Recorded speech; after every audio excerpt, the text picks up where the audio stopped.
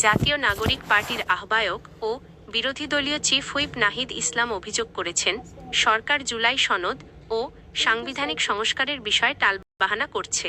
শনিবার ৯ মে রাজধানীর গুলশানে সংস্কারে অচলাবস্থা সমাধানে করণীয় কী শীর্ষক এক আলোচনা সভায় তিনি বলেন, গণভোটের নির্দেশনা অনুযায়ী অবিলম্বে সাংবিধানিক সংস্কার কাউন্সিল গঠন করতে হবে।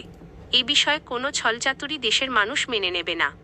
নাহিদ ইসলামের তীক্ষ্ণ সমালোচনায় উঠে এসেছে, নির্বাচনের আগে প্রধানমন্ত্রীসহ বিএনপির শীর্ষ নেতারা গণভোটের পক্ষে প্রচারণা চালিয়েছিলেন।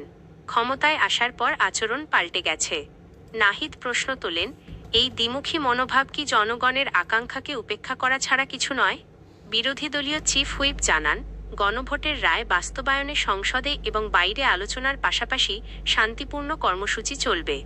তবে যদি সরকার ইতিবাচক সাড়া না দেয়, কঠোর আন্দোলনের মাধ্যমে দাবিগুলো আদায় করা হবে। তিনি হালকা আভাসে বলেছেন, কথায় কথায় টালবাহানা আর চলবে না।